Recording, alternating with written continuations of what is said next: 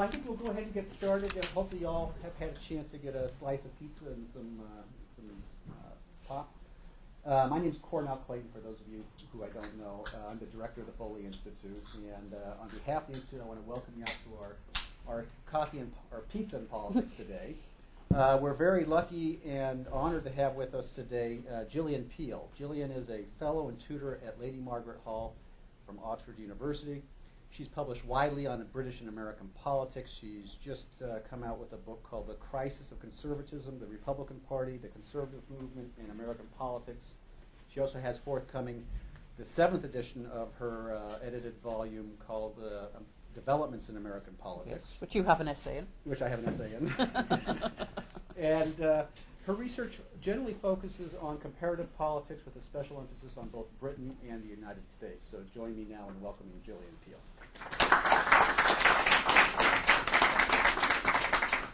Well, thank you very much. I'm delighted to be here. Cornell's been trying to persuade me to come for a long time, and Cornell, I should say, was a former pupil of a graduate student of mine, so that is a link. Makes me feel very old.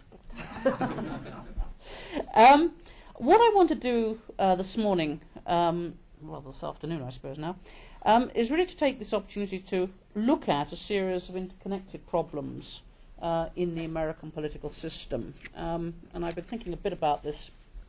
I've got an essay on it in that collection that Cornell mentioned. And because it seems to me that there is a sense in which that the American political system is at the moment displaying a number of, to put it no stronger than that, problematic features. Now, I should say I'm not doing this in any holier-than-thou sort of attitude. I'm not saying that the British system of government or anybody else's system of government is perfect, and I could equally well, I suppose, be right in talking about problems in British government. But it's always good to know what Americans themselves think about some of these interconnected issues. So what I'm going to do is try and highlight some interconnected themes which I've become interested in, painting with a very broad brush, and then hopefully at discussion some of you will either radically disagree with me or will explain why what I think of as problems are not really problems at all. Now, I think it's always interesting when you speak to an American audience, because obviously you grew up with the American system of government, and some of its features, which seem to us as observers strange, don't seem all that strange to you. And in many ways, of course, the United States is the longest established democracy in the world, and its constitutional arrangements have often been emulated by others, that it's a kind of model of one kind of democratic system. And the written constitution is, of course, an object of veneration and the core of a very small number of symbols in the American political canon that are crucial to national identity. So when you start raising the question of whether it works or whether there are fundamental flaws in the system, you obviously run the risk of generating a good deal of opposition. But increasingly, I think we're seeing a very serious constitutional debate about whether or not the system, either in general or indeed some of its particular institutional features, have become dysfunctional. And I can name a number of authors. I don't want to go into detail about their work, although people willing to take them, very happy to see if they take it up afterwards. But people like Sandy Levinson, Bruce Ackerman, people, Norm Ornstein, I suppose, and Tom Mann, specifically on Congress, a wodge of criticisms about the way the presidency operates, and of course a good deal of criticism about the way the court is now operating. So there is in addition to which, of course, there have been a large number of symposia, particularly in law schools, on whether or not the constitutional system is broken. So there's a vigorous debate, more vigorous, I think, than certainly at any time in my scholarly career, about both why some of the weaknesses in these institutions have occurred and equally problematically what might be done about them. Now, obviously, I can't cover the whole waterfront this morning, I am going to be painting with a broad brush, but what I want to do is to really divide my 40 minutes, 35 I think it is now, into talking about three themes which seem to me to be recurrent. The first is really the whole question of whether the overall constitutional design is flawed. Now that gets perhaps a little less attention than the other two themes, but I think it is worth asking the question whether or not the wonderful mechanism put together by the founders in Philadelphia, the separation of powers, actually works for the 21st century. The second theme is about particular institutions and whether they are working, and I'll highlight and just say a few words about the presidency and the executive branch, the Congress, and then the Supreme Court. And finally, I want to say a little bit about what I call the values of American democracy and whether the quality of American democracy is, in some senses, failing to meet the standard of modern democratic expectations. And if by the end of that you're still willing to listen to me, I'll be more than happy to answer questions or perhaps discuss these themes. Let me start by talking about structure. And just say that, of course, one of the reasons why observers, and not just Americans, ought to be concerned about whether the structure is working is, of course, that when we think about governance, we are thinking about an intensely practical exercise, and one that is of interest and indeed vital importance, not just to American citizens, but also to America's allies. Running through the concern, I suppose, about whether the overall structure of American government, the constitutional design, of the separation of powers works, is of course the sub-theme of polarized politics and constitutional gridlock.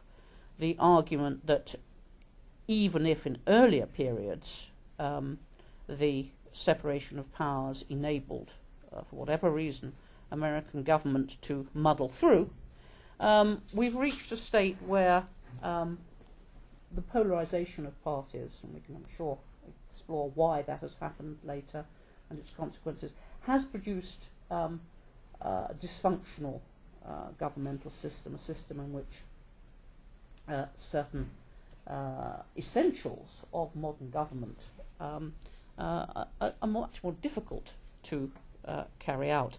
I did an interesting sort of conference called From Congress to Campus in Britain a little earlier in the year, and there were two congressmen whom I shall not name there, one from the Republicans and one from the Democratic Party, and I raised this issue about gridlock and polarized politics, and they said, yeah, well, we've always had that, and it's deeply exaggerated. And I said, look, actually, I can't think of any other country, can you, where governments actually shut down, and they couldn't. I said, it is actually quite unusual to close the government. Okay, is it? Yes, I said, I think on the whole, if Her Majesty's government shut down, there will be a certain degree of consternation. The Republican, of course, suggested that perhaps they would be rejoicing in the streets rather than consternation. But it is actually the case that American government shuts down from time to time. It stops working, and this isn't the first time. In the last period of shutdown, certainly not the first. Happened in 1996 and 1997, and of course it also happens at the state level. So Minnesota, Pennsylvania have experienced this kind of shutdown, and that's before you even start thinking about some of the more dysfunctional state governmental systems like California. So governance, the actual ability to provide the basic service of government, is somewhat fragile in the United States. So obviously whether the constitutional design has something to do with that is a crucial question. So I suppose the question I want to ask about that is really why it's happened now, why it seems to be more problematic now, and whether anything can be done about it. And I suppose it's become more problematic now because, in a sense, the hardening of the arteries, the polarization of American parties, seems to be very difficult to reverse. In other words, one can't actually see the party system in the United States moving out of this polarized position very easily.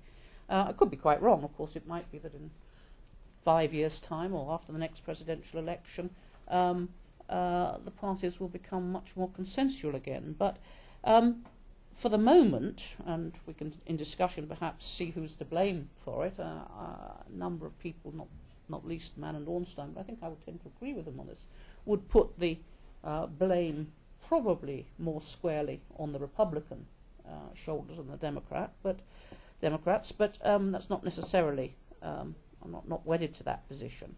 But the question is, can we see this changing? I'm not sure that we can. And I'd be very pleased to hear from people who can see a scenario in which it would change. But the important point, I think, is that the American constitutional design only works, the separation of powers between legislature and executive, which is very unusual, only works if you have, it seems to me, consensual politics. It doesn't work in a situation of even deeply divided adversarial politics, let alone politics where the parties are as polarized as they are now. So that's really the first point, I think, about the Constitution, that the design really worked. It could accommodate modern political competition when the parties themselves were operating in a different style and were much less united in their ideological outlook and tactics. I think, and we'll come back to this perhaps, that it's not just that government can shut down that is seems to me to be a feature of America's separation of powers, but it seems to me that at a much less dramatic level, the crafting of legislation, the certainty of knowing how much money you've got to spend, that key features of governance are much more problematic now.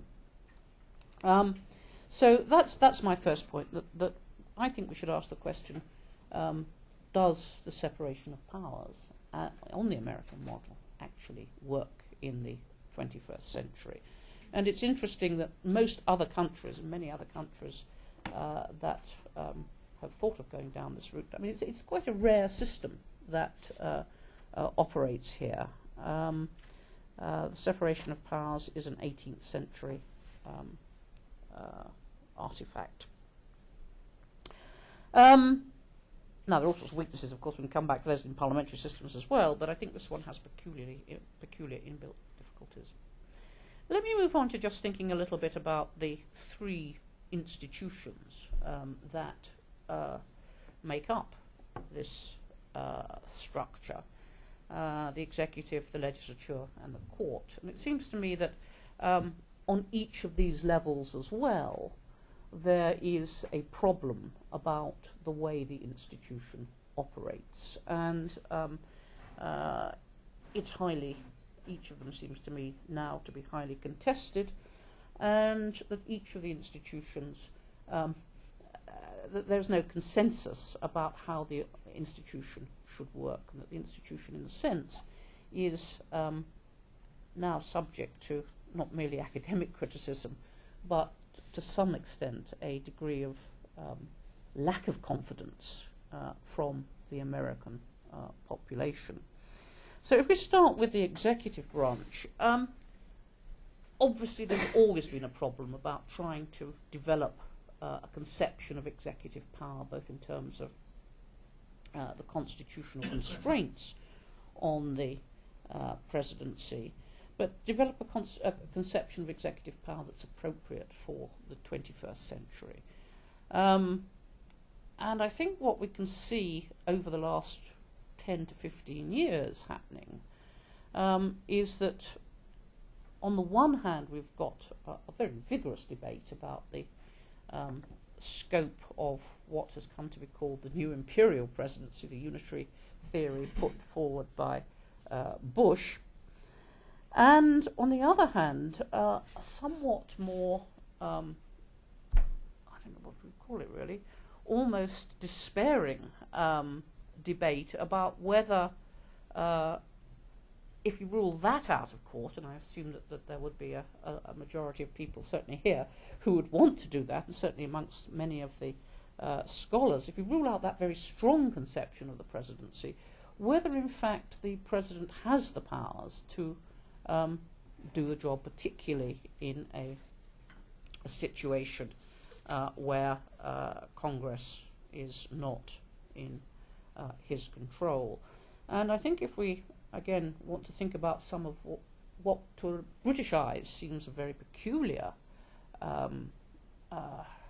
weakness in the executive branch, think about the process for confirming the members of the executive branch.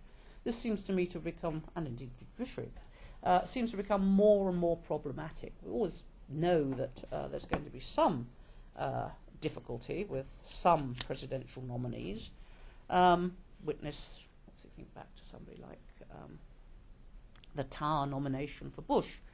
But it seems to me that there was a lot of interesting comment in both the first Obama administration and indeed putting together the second administration about just how long it was taking to fill the slots, to get people into working the executive branch. And there was a lot of comment in 2009 about how a large number of key policy roles remained unfilled, either because the for whatever reason the confirmation process had been slowed by opposition, or because internal checks on the backgrounds of nominees were taking longer to effect. So actually putting an administration into place seems to me to be more problematic than it once was. Of course, again, also a reflection to some extent of the polarized and highly adversarial politics in Congress. But the other thing that seems to me to be increasingly problematic is the extent to which any president can really get legislation through. Now, I know some people say, well, the system isn't designed to make it easy for the executive to get his own legislation through. But I think when we look at the achievements of Obama's first term and what he's likely or not likely to achieve in the second term, seems to me that what you've got is a situation in which a president has a very, very short window of opportunity to get legislation through. That getting that legislation through, even when he's got a mandate, and I'm thinking, of course, about healthcare reform here, is increasingly difficult. That budgets are increasingly difficult, but that in many, many circumstances, the president is going to be thrown back on using the inherent powers, I'm using that word rather loosely, the executive powers of the office, executive orders. And if we think about the use that Obama has made of executive orders, of course they're not getting the same kind of opposition perhaps as Bush's did, and he's not using signing statements in quite the same way. But it is difficult, and it remains difficult, it seems to me, for a president to actually govern and protest about the use of presidential powers is much more visible now. I'm thinking about when Obama said he was going to use executive orders to try and push forward gun control after Sandy Hook. There was a kind of day of protest on the right. That there is much more it's not something that you can do subtly behind the scenes anymore. There is much more public opposition. Now, some people might say that's a good thing, but it does seem to me that actually governing from the executive branch is more difficult, and yet the attempts to strengthen executive power also carry, of course, a very great danger, which is that the executive may overreach itself. Congress, well, Congress, I think, has a pretty poor reputation with the American public. The number of the percentage of the population that thinks that Congress is doing a good job frequently, even early after a congressional election, seems to run at around 8, somewhere between 8 and 13%. And of course there is a real problem, I think, about whether or not Congress has become itself dysfunctional. Mann and Ornstein, in their book Congress, the Broken Branch, how partisan this attack was, I leave you to raise in discussion. But they, of course, made the point that it wasn't just that Congress wasn't legislating effectively, but of course it was no longer taking, under Bush, at any rate, taking seriously or effectively its role as a watchdog, its accountability role. The process of legislating has in some ways become easier, in the sense that the power is less dispersed in Congress.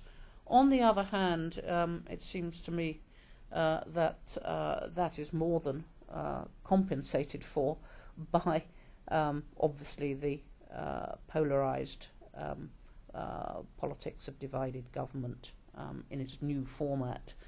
The Senate, I don't know that anybody has a very good word for the way the Senate both blocks nominations, but also the way in which it can filibuster legislative initiatives.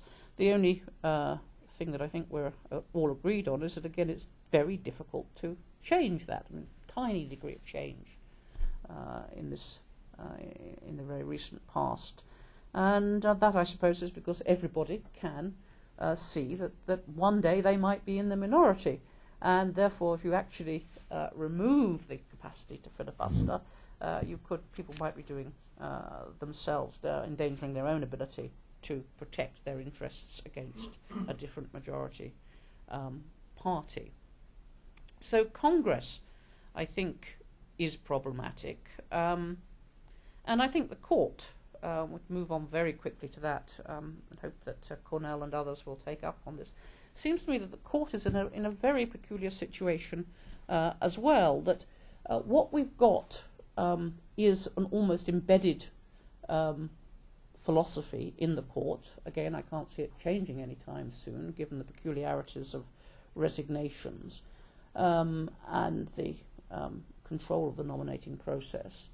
That we've got embedded in the court a philosophy which has transferred a very real degree of power back to a conservative philosophy, which is not shared and may not be shared for a very long time by, if ever again, by the public. So that if you look at a series of cases, Citizens United, the voting rights case, Shelby, what you're actually seeing, I think, is a very strong philosophy of originalism, of a vision of the Constitution, which is, to say the least, contested. But it's there in the court, and it's unlikely, I think, to change any time soon. Obviously, there are also, it seems to me, a sort of a metaphorical time bomb has been used quite a lot, that if you read Roberts's judgment in the Sibelius case, admittedly he came out in favour of, I mean, he was the surprise vote that upheld the patient the Medical Reform Act. But when you actually read his judgment, it seems to me that what he's saying is, again, a very strong statement about the right of the court to police the Commerce Clause, to police the scope of government. And I wonder, looking at the politics of the relationship between the judiciary and the other branches of American politics, whether we haven't got a rerun, or possible rerun, of the situation in the 1930s, that this is a very, very strong statement about the constitutional powers of the court.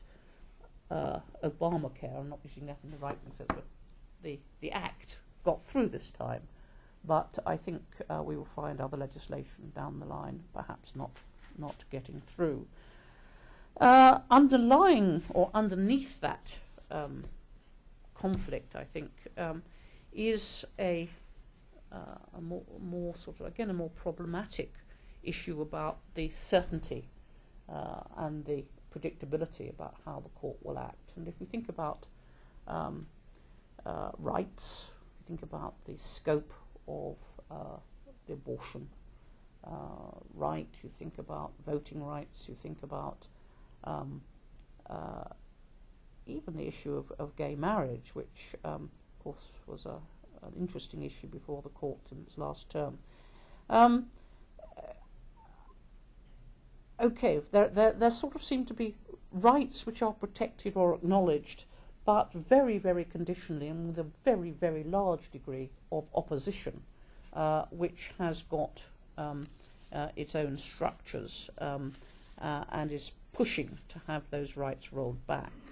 So I think that there is a sense in which it's the court and its role in the American political system is much more, in many ways, much more controversial than it was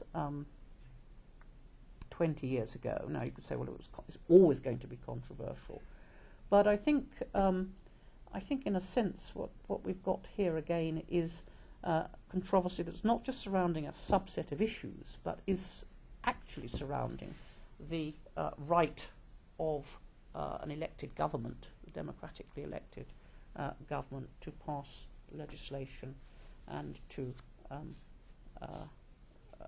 as it were, promote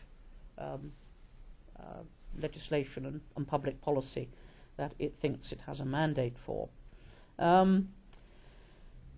So finally, my third point, which is about the quality of American democracy.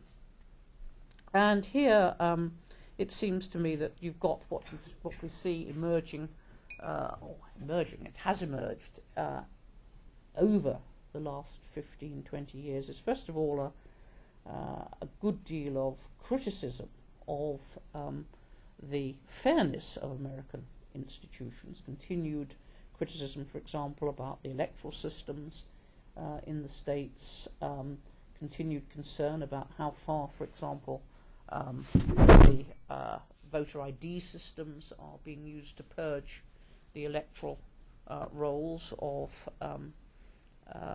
minorities that are deemed by those who have temporary control of the system to be unfavourable. There's deep concern about special interests in American politics, both in terms of their lobbying power and in terms of their capacity to, I think Lessig would say, to distort the public perceptions of policymakers. And I think there's concern about, much more generally, about what has been called so much damn money, the way that money can now effectively create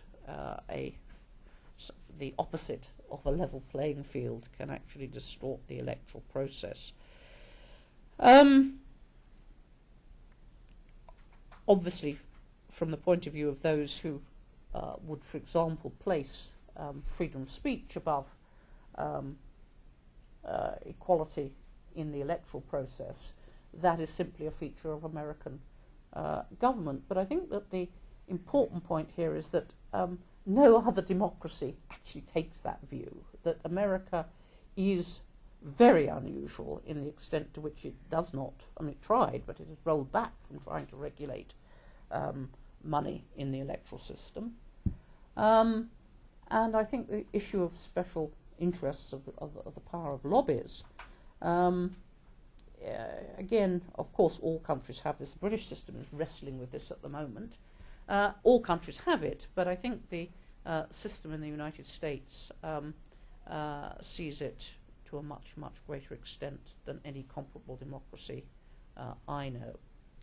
So, conclusions. I said I would talk for 35 to 40 minutes. I think the conclusions that I want to make very outline terms and also to raise some questions involve the following.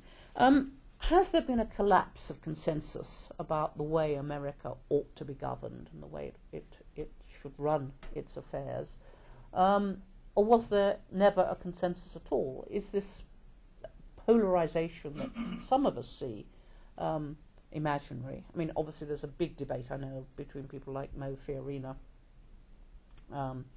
and others about polarization, Abramson, in the American system.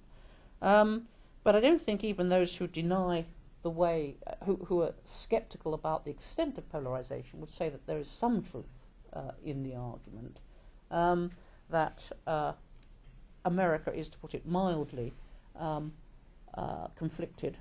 There is conflict between the elites and there's conflict between different parts of American society. So I suppose the question is really, are we seeing the collapse of a consensus, and if so, why? Or is it just that the institutional arrangements have somehow broken down and that the particular form of conflictual politics that America has is now having a much more dramatic effect? I think the second question is there any likely reform that one could see to adjust this pattern of dysfunction? Clearly, constitutional reform, i.e. a formal amendment of the Constitution, is very, very difficult. And I think what you will see, partly because perhaps of the rise of new social media and the internet and the ease of whipping up well-funded campaigns against constitutional reforms, that I think that if you thought, if you were surprised by the failure of ERA to get passed, I think it would be very difficult to see any comparable constitutional amendment being able to get through at this juncture. So that leaves, I suppose, two or three kinds of change. Court-based change, but I think we've seen the direction in which the court's jurisprudence is tending, tends to be, to put it again mildly, highly controversial. I mean, I've heard Citizens United described as the worst decision handed down in 20 or 30 years. There's probably some competition for that accolade. So I think you're not going to see much in the way of careful adjustment coming from the court. I think the court has got an agenda. It's a conservative agenda, and I'm not sure that that would really answer the problem. You could see some state-based changes occurring, but here, of course, one has to be very sceptical about how bipartisan or consensual these will be. The kinds of changes I think one might see happening, and I hope I'm wrong on that, I do foresee over the next decade perhaps some efforts to change both the electoral college and the various voting systems coming from parties that have temporary control of state government. So I'm not sure quite how far state based systems would make the situation better. State-based reforms would make the situation better. I suppose you could see party change, some kind of internal party change, bringing the parties back to the centre, a bit more and diluting what seems to be a very antagonistic and polarized adversarial set of relationships in Congress. And by the way, I've assumed that you haven't said anything about the breakdown of comity between parties in Congress, or the extraordinary change in style in the relationship between the parties, because I assume that's fairly common knowledge, and we can again take that up in discussion. But I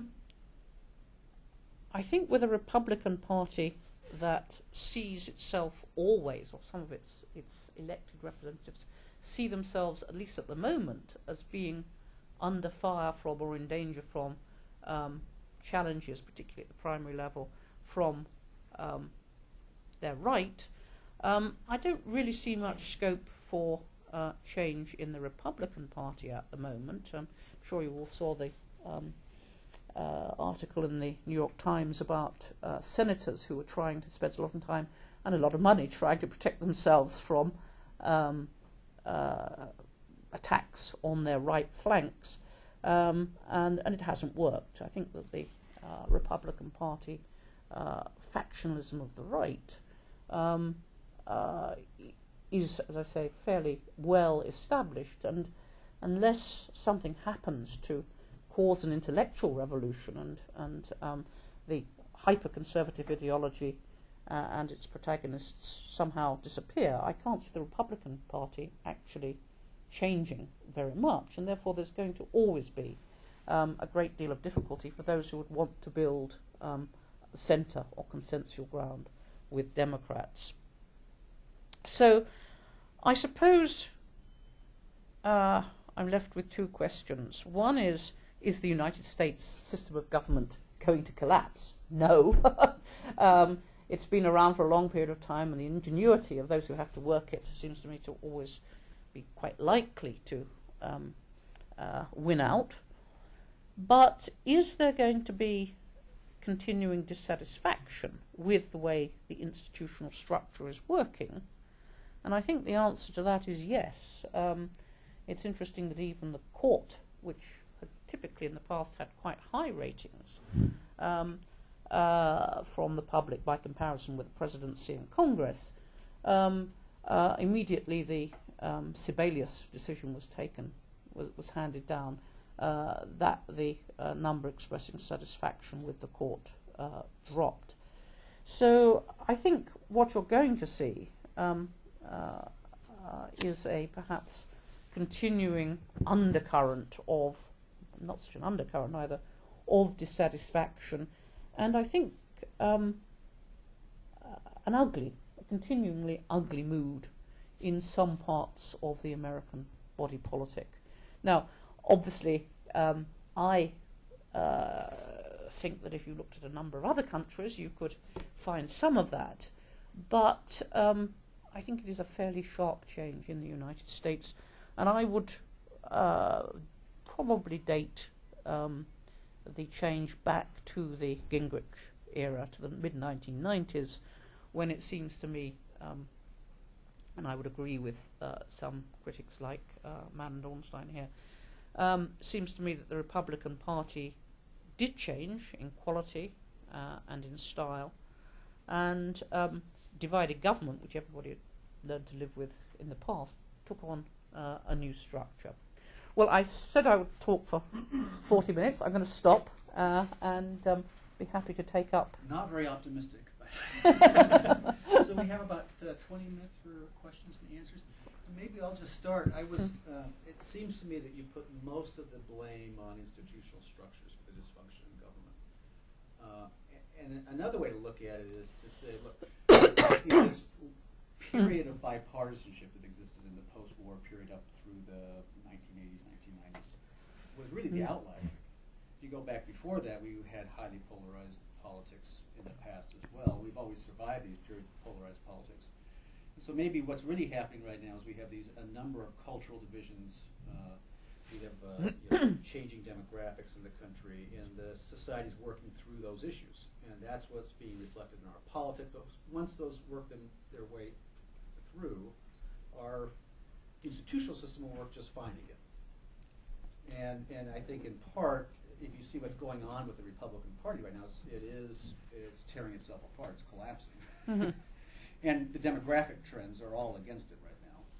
And so it may be 10 years from now you look back and you say this was simply a period of critical realigning, whatever you want to call it in political science terms, but it's just working through that deeply divided society.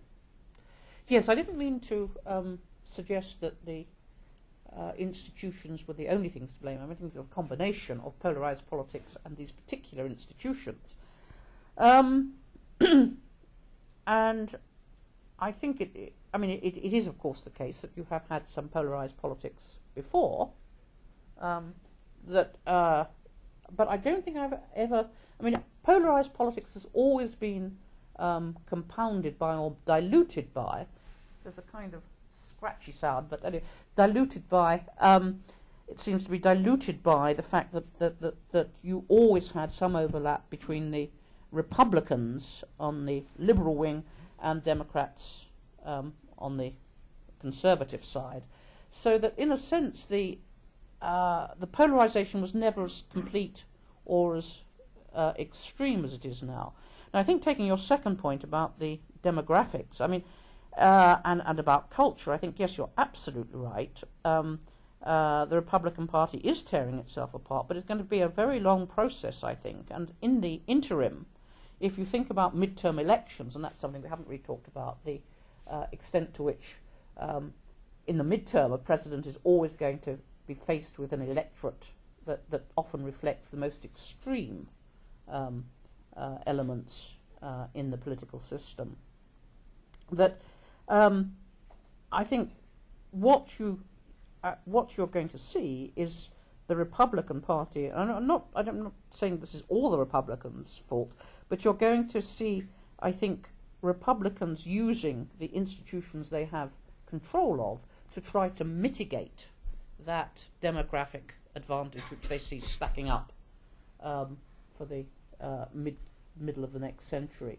So again, things are going to turn, I think, quite nasty on a number of levels. And I think all the arguments about voter ID and purging of the electoral rolls, the efforts to change the electoral college, which of course states could do, to move away from a winner-take-all basis, which would incidentally have lost. I mean, if you had something other than the winner-take-all basis in more states, it would have been much, much harder for Obama to have won in 2012. So now it's up to states what method they choose to allocate their electoral votes. If they move towards something like, for example, a system which allocates seats proportionately, you've got a very different scenario coming up for the Republicans. So I don't disagree with you, but I think that this is I think that this situation is much more stark than I've seen it at any other, if I look at any other historical period. And it may be that it will work itself through, but it's going to be pretty ugly while it does it. Yes? It seems to me there's both a cultural and a structural dimension to the problem. And I would go back a little farther than Gingrich, although he has plenty of blame, I think, to shoulder for this. I think of Lyndon Johnson and the Great Society being perceived by many in the working class, many who identify with the working class, as not just helping people, but replacing the work ethic of the American culture. Replacing work with the government is going to help you. And working class people buying into the critique of that and really coming to mistrust government, because government no longer reflects work, but rather reflects redistribution. And the Republicans have been very effective at capitalizing on that idea, and then using the structural attributes of the system to try to stop the government from reallocating anything more to what they see as the undeserving. There's a big piece of that, and it seems to me that one possible structural fix, I don't know how we could ever get it done, would be a commission to redraw congressional boundaries. So if more congressional districts were actually competitive, maybe some of those dynamics start to change? Well, I'm glad you made that point. I always get sort of raspberry from Americans when I say, look, your system isn't really very democratic at all, because first of all, we've got the Senate, which is malapportioned, and you couldn't use that system at any state Senate level. But secondly, and if you say, well, that's federalism, secondly, if you look at the low level of turnover in House races, again, the whole system is, I mean, in many respects, it's a kind of self-perpetuating elite, which of course was an argument which the Republicans used to great effect in the 90s when they were playing around with term limits and indeed more radically trying to get to dislodge the Democrats from the House. So I think the point about the extent to which popular opinion feeds into elections in America is a very important one. How would you get a commission to deal with redistricting as opposed to having the states do it? I mean, again, that's a very good example of the kind of change that looks so eminently rational, but you'd never get it. You'd have to reach a broad conclusion that the system was so broken that people Yes. were willing to try something different. And unfortunately, we actually haven't reached that. No. I think the other point, 2 points that you make are extremely interesting. I mean, I think that there is a sense in which, again, I can't think of any country which has displayed such a marked opposition to government as the United States. But it's in a sense a very important group of American society who feel alienated. I mean, there's a class dimension to it. That there's a kind of sense that American government, when it acts, is acting to deprive those who've really worked, as you say, and to redistribute money to the undeserving. And I think that the suspicion of government, which I should perhaps have talked about a bit more, is something which, again, is unusual. And of course, it becomes a vicious circle, doesn't it? The more difficult government finds it to act, or to act effectively, the more people are alienated from government, so that it becomes a larger and more acute system.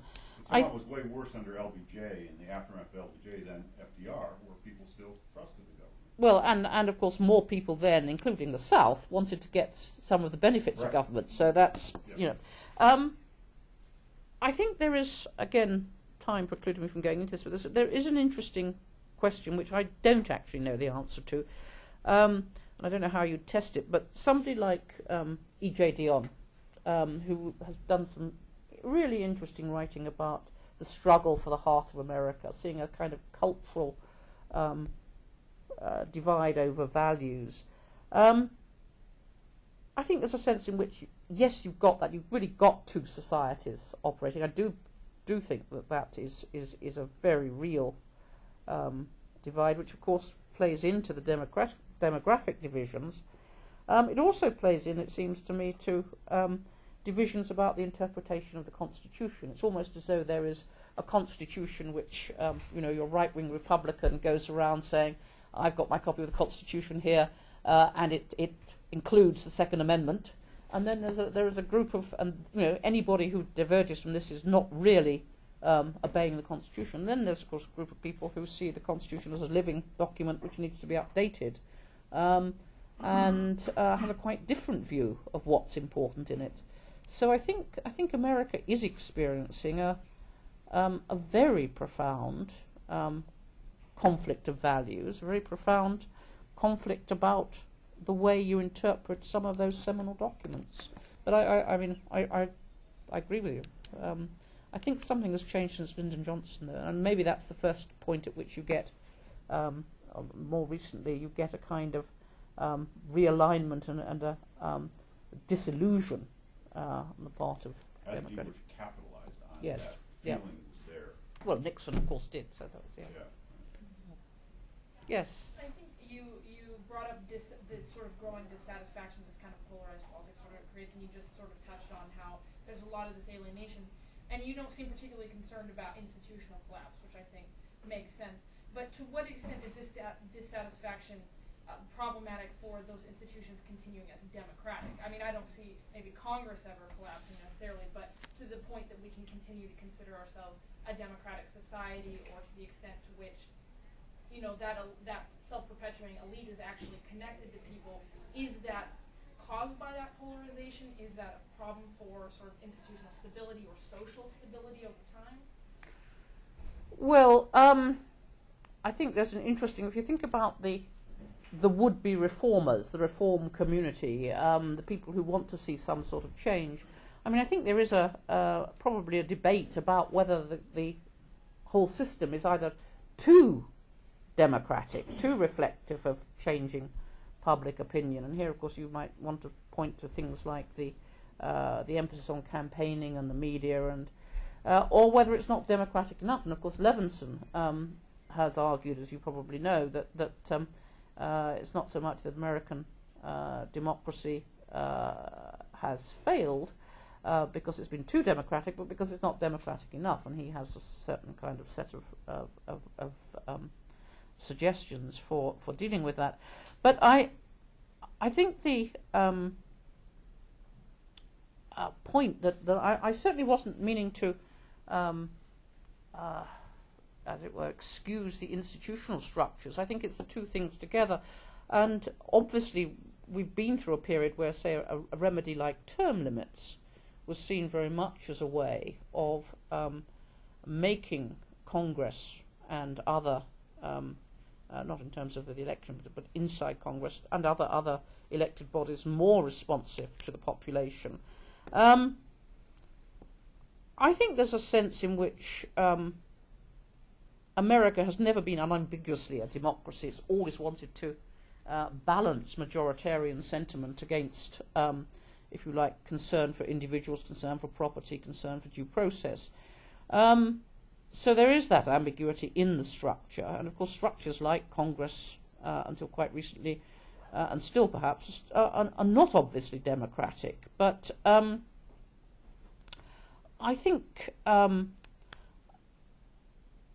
a number of different levels, America is disagreeing about the rules of the game, and that is a fairly dangerous situation for any society to be in. If you add to that the fact that America is changing profoundly demographically, I think you have got a recipe for continuing conflict of a rather vicious sort. I mean, obviously there are people who don't want to see America change and become the kind of society we expect it to be in 2050. And I think they're going to fight as hard as they possibly can to see that doesn't happen. So I think you have got you've got a problem. There's a question at the back, yes. Thank you for coming back. I appreciate your seminar. I'm wondering the differences and uniquenesses that you see in American democracy. What, in summary, you would attribute that to? I mean, as a layman, I could see three possibilities. The winner takes all, that's one factor, as you said, and these aren't independent, but winner takes all. The kind of the bottom-up nature of American, the states came together and say, yeah, you could put a level over what's called the federal government with these prescribed limitations. I think that's fairly unique, maybe the United Arab Emirates being the other exception I'm aware of. And the third being the suspicion of a strong federal government and protecting minority, the tyranny of the majority. They had, obviously, our founding father had a lot of direct experience with things they didn't like. No offense to the Queen or Islamic you're almost sort of such as yourself. How would you say those affected the way we are, or other factors? I'm not quite sure. I mean, it seems to me that there are different elements in the American system. It's never been an untrammeled democracy, and the Founding Fathers didn't want it to be an untrammeled democracy for all sorts of reasons. I mean, I'm not sure when you're talking about winner take all. I mean, it seems to me there has been a kind of recent rise in popular writing. I mean, winner take all politics, which in a sense is saying, look, there is a problem about the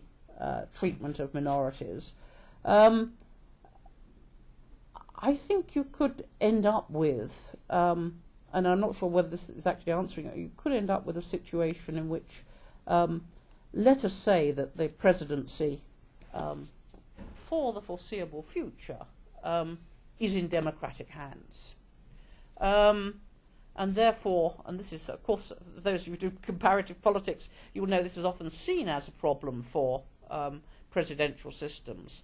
The outgroup sees themselves as completely excluded from executive government. Well, what would that suggest in terms of a strategy? It suggests to me that there would be an attempt to push to rebalance the constitution, perhaps back down to the states, or that there would be continuing kind of attempts to delay, obstruct the exercise of power, and in the ordinary governmental sense. So again, I think it's an issue because of the peculiar institutions of American government, compounded by what I think is both an alienation, I take that point, on part of some Americans from government, and a strategic dilemma for the Republicans if they see themselves as being in a perpetual minority. Time for one last quick question. Yes. I very much like your discussion about the dissatisfaction of the American electorate. I'm wondering, though, whether it's really this only American phenomenon, because if we really look at the institutions, one of the almost possible solutions for that would be a more like European-like parliamentary and representative democracy. However, you see a lot of distrust and cynicism in those societies as well. And one of the main flaws in that is that, yes, a lot of new political parties do pop up, and they give that cynical voter an outlet of, I am protesting against the government, and that party can provide change. Although there's always the feeling that once they are voted in parliament and get that seat in government, they become like infected with the governmental disease. They are now part of the game, and thus they cannot provide a change anymore. Well, I'm glad you asked that question. I mean, I think we're seeing across the Western world both a decline in membership of political parties, a decline in traditional forms of electoral participation, and perhaps an alienation from government. But that said, I think parliamentary systems can respond much better to those kind of phenomena, partly because they can appear more inclusive. But secondly, of course, in parliamentary systems and semi-presidential systems like the French, there isn't the problem that the separation of legislature and executive can actually impede government. Now, of course, you can have in a parliamentary system, which is why so many newer democracies are going for semi-presidentialism, you can have a problem that you haven't got a coherent majority, and so you have to have a coalition. You fight out that coalition inside. They fight out the difficulties inside government. I think Americans often don't realise how unusual their system of government is. I mean, founding fathers devised a brilliant system for the 18th century. We're not in the 18th century. What is interesting is that it has survived, and it survived, industrialization. It survived war. It's survived enormous pressures put on it, but I think it's creaking. And if you look for other presidential systems, I'm sure you can all name a couple, but I defy you to name one that works well. Don't tell me that Mexico works well. Don't tell me that any of the Latin American systems work. And in fact, what some of the Latin American systems are doing is really trying to give more power to their executive branch to try and enable them to get around congressional opposition. So it's the American system, although there are more political scientists that come from America than anywhere else, so they obviously think that that's the norm, but it isn't. Parliamentary systems, with all their weaknesses, are much more normal and I think much more effective, much more able to incorporate these kinds of social conflicts. Okay, unfortunately, our time is up. Before I ask you and joining me to thank our guests, quick announcement. Any of you who might be here for class, there'll be some sign-up sheets in our front lobby back there. Otherwise, it's been a real pleasure, and now you know why I've been trying so long to bring Gillian to campus. Join me now in thanking Gillian. Thank you.